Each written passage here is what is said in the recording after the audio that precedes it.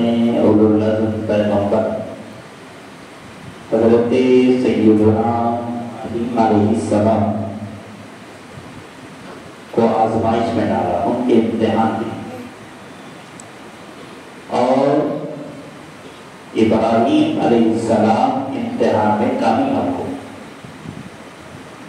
کچھ لوگ ہوتے ہیں آزمائش سے بھاگ جاتے ہیں، یہاں علماء کرام بیٹھے ہوئے ہیں، جانتے ہیں، میں آپ لوگوں سے مخاطب ہوں۔ کچھ لوگ آزمائش سے بھاگ جاتے ہیں، وہ رخصت والے ہوتے ہیں، اور کچھ لوگ آزمائش کو سینے سے لگاتے ہیں، وہ عزیمت والے ہوتے ہیں۔ اور آزمایا ہر ایک کو نہیں جاتا، امتحان ہر ایک کے نہیں کی، جس سے وہ پیار کرتا ہے اسی کے امتحان ہے، اسی کو ابتلا میں ڈالتا، اسی کو آزمائش میں ڈالتا۔ ابراہیم علیہ السلام سے پیار کیا، نتیجے میں انہیں ابتلا میں، آزمائش میں، ان کے امتحان لیے۔ آپ جانتے ہیں اولاد دے کر بھی آزمایا، ماں دے کر بھی آزمایا۔ یہ حج کا مبارک کام سے رخصت ہوا، آپ نے اسماعیل علیہ السلام کے واقعے کو سماعت کیا، میں ادھر نہیں جاؤں، مال بھی دے کر آتا۔ حضرت ابراہیم علیہ السلام گزر رہے ہیں، ایک شخص پر نظر پڑی جو اللہ کا ذکر کر رہا ہے کثرت سے، اللہ کی بڑائی، اس کی بزرگی بیان کر رہا ہے، تعریف کر رہا ہے۔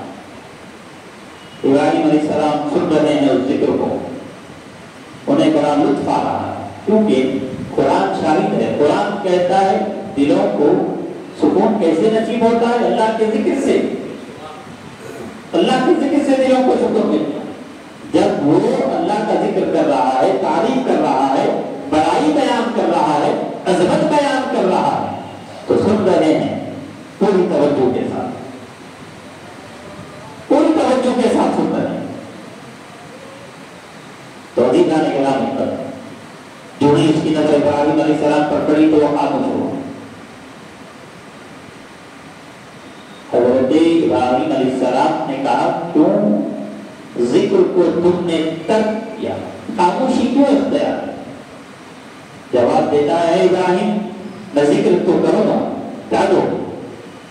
کہا سنو میرے پاس کئی بکریاں، آدھی تمہیں دے دوں گا۔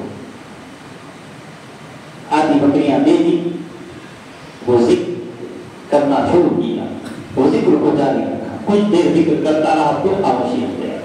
پوچھا اب کیوں خاموشی اختیار کی؟ کہا اب کیا دو گے؟ کہا سنو اور آدھی بکریاں ہیں تمہیں دے دوں، اللہ کا ذکر کرتے رہو، خاموش مت ہونا۔ وہ ذکر کرتا رہا، کچھ دیر ہوئی پھر ہو گیا۔ کہا اب کیوں خاموشی اختیار کی؟ کہا اب تمہارے پاس کچھ نہیں ہے، میں ذکر کروں گا تو کیا دے دے؟ کہا سنو سارا مال دے دیا، بکریاں ساری دے دی، تمہیں دے دی، اب بکریاں چرانے کے لیے ایک چرواہے کی ضرورت ہوگی، ایک آدمی کی ضرورت ہوگی۔ اللہ کے ذکر کے خاطر تم ذکر کرو گے تو چرواہا بن کر میں تمہارے ساتھ آؤں۔ کہا ابراہیم سنو میں کوئی عام آدمی نہیں ہوں، اللہ کی طرف سے بھیجا ہوا ایک فرشتہ ہوں، تم امتحان میں کامیاب ہو، البتہ کئی اعتبار سے، کئی طریقے سے آزمائش میں ڈالا گیا، آپ کامیاب ہو گئے۔ جب کامیاب ہو گئے تو اللہ نے کہا ابراہیم ہم تمہیں انعام دینا چاہتے ہیں۔ ابراہیم علیہ السلام پتھر پر کھڑے دعا کرتے ہیں ربنا وابعث فیہم رسولا منہم یتلو علیہم آیاتک ویعلمہم الکتاب والحکمۃ ویزکیہم انک انت العزیز الحکیم۔ کہاں کھڑے ہیں اس بات کو ذہن میں آپ کو رکھنا ہے، پتھر پر کھڑے دعا کی ہے باری تعالیٰ مجھے وہ نبی آخر الزمان دے دے جس پر نبوت ختم ہونے والی۔ ابراہیم علیہ السلام نے دعا کی، جواب آیا کما ارسلنا فیکم رسولا منکم یتلو علیکم آیاتنا ویزکیکم ویعلمکم الکتاب والحکمۃ ویعلمکم ما لم تکونوا تعلمون۔ اے ابراہیم ہم الزمان تمہیں عطا کرے، تمہارے مانگنے پر، تمہاری تمنا پر، تمہاری آرزو پر، تمہاری خواہش پر، تمہاری التجا پر ہم نے عطا کر دی۔ کہاں کھڑے تھے؟ پتھر پر، قدموں کے نشان ابراہیم علیہ السلام کے پڑے۔ کئی ہزار سال گزر گئے، کئی ہزار سال بیت گئے، قدموں کے نشان نہ مٹے نہ مٹایا جا سکا۔ ایک اور بات، نہ مٹے نہ مٹایا جا سکا، اس کی حفاظت کون کر رہے ہیں؟ جو مٹانے والے۔ حفاظت کون کر رہے ہیں؟ جو مٹانے والے۔ ایک سوال پیدا ہوتا، وہ نشان کیوں نہیں ملے؟ کئی ہزار سال بیت گئے اور ابراہیم علیہ السلام نے اپنی زندگی میں کئی ایک پتھروں پر انہوں نے قدم رکھا، کسی پتھر پر آپ کو نشان نہیں ملے، لیکن مقام ابراہیم اس پر آپ کو قدموں کے نشان ملے۔ قرآن میں اس کا ذکر ہے۔ اور کئی ہزار سال گزر، کیوں نہیں ملے؟